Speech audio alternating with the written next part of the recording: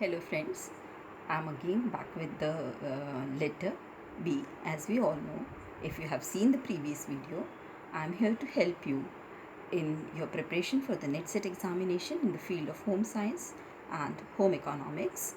Uh, in the previous video, I had dealt with the letter A and the terms related with it. In this video, I shall be dealing with the letter B and the terms related with letter B.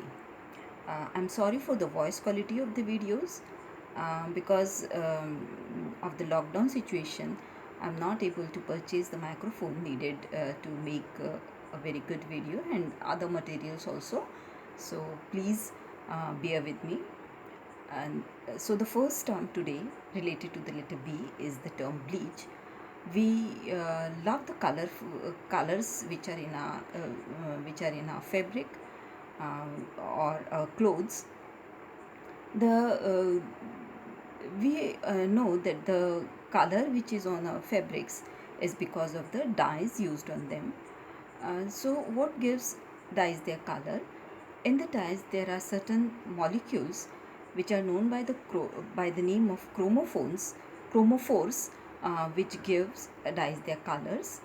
Uh, in some cases we have to bleach our clothes or our fabrics to give them a beautiful effect. In those cases, two kinds of dyes are used, two kinds of bleaches are used. The first kind of bleach is known as reducing bleach, and the second kind of bleach is known by the name of oxidizing bleach. In reducing bleach, uh, the uh, the chemicals which are used uh, reduce the double bonds in the chromophores to the single bond, and thus rendering them useless in absorbing the light. We all know that the seven colors in the seen in the prism or in the rainbow, uh, the particular color which is absorbed by the fabric is being reflected as that corresponding color in the on the fabric. So the double bonds are reduced into single bonds, and therefore the chromophores are not able to give the that particular color, and they are not able to absorb the visible light. Then oxidizing dyes break the chemical bonds in the chromophores, and therefore uh, the chromophores are not do not have this same structure as previously they used to have, and therefore they are not able to absorb the visible light. As we all know that sunlight also bleaches the clothes. So what happens in that? In this, the very strong photons in the violet or the ultraviolet rays of the sun uh, break down the uh, bonds in the chromophores, and therefore again the chromophores are not able to absorb the visible light and not able to give the same kind of color. Then uh, the next term is break-even analysis. Break-even analysis is the point where the gains are equal to the losses. This term is used in the business world very commonly. Uh, this point, or the calculation of these points, helps the businessman in knowing how much activity is to be done to gain profit in that kind of business. This point, the calculation of these points by the businessman, gives him a rough idea about the cost, the production, the volume, and the gains there will be in that particular business. So break-even analysis or the break-even point is uh, very commonly calculated in the business world. Then biogas. Biogas is made up of uh, two gases, that is 60% of methane and 40% of hydrogen. You have to remember it because there are many questions which are asked on biogas about methane, and 60% of methane and 40% of hydrogen. Uh, this biogas gives the rural women a very clean gas to be used in their homes without the harmful effects of the traditional fuels which they use in their homes. This gas, the biogas, is produced by anaerobic fermentation of the biological material which is present in the cow dung.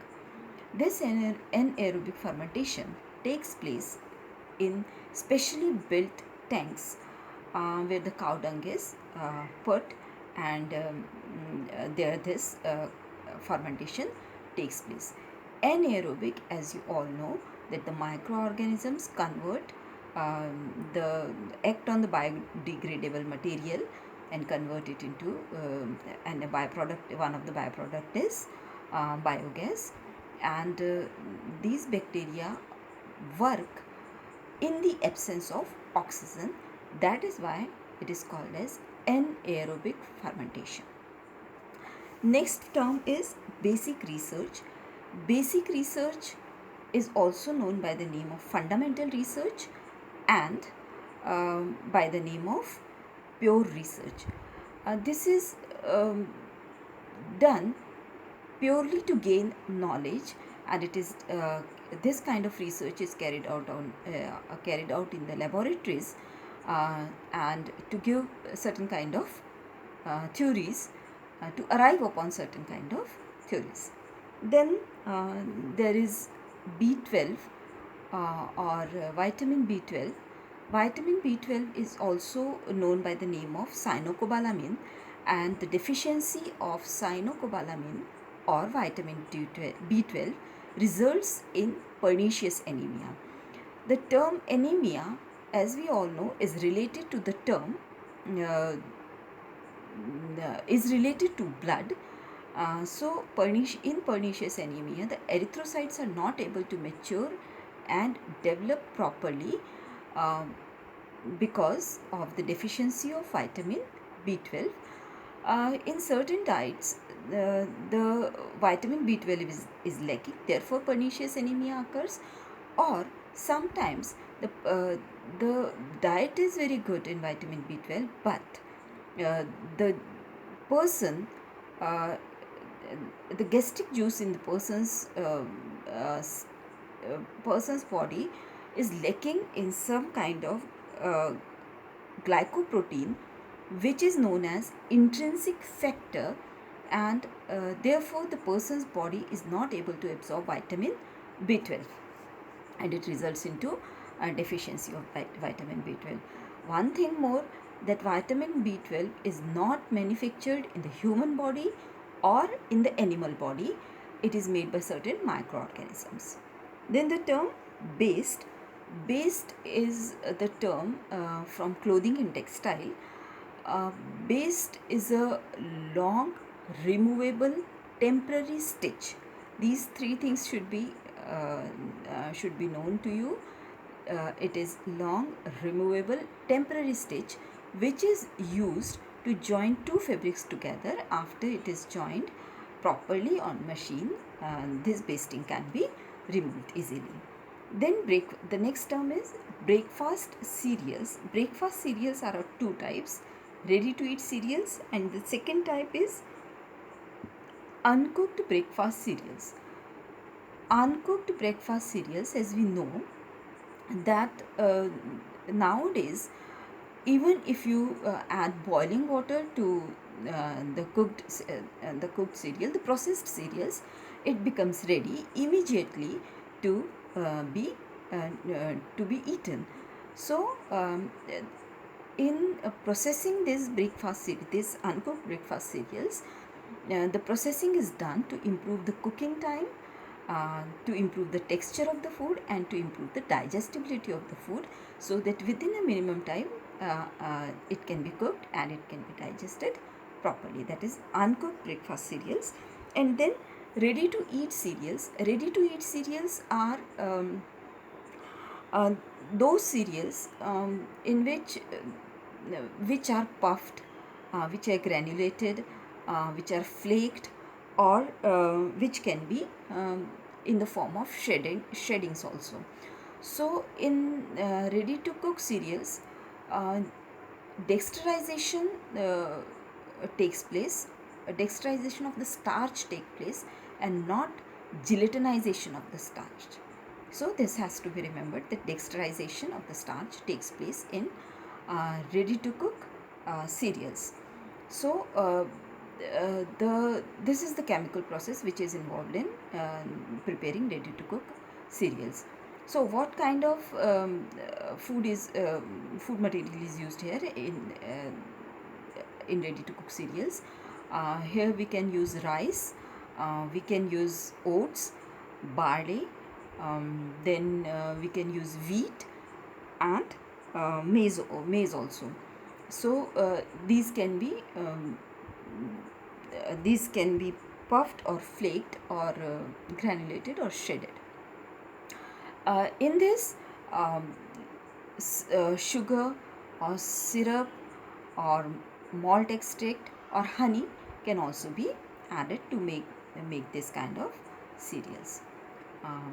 So friends, these were all the terms related to the letter B. I hope you're finding these videos helpful to you. If you're finding them helpful, so please comment on the in the comment box, so I'll be knowing um, uh, whether you are finding them helpful or not, or whether I have to change to something else.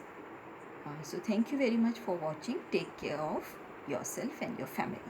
Thank you.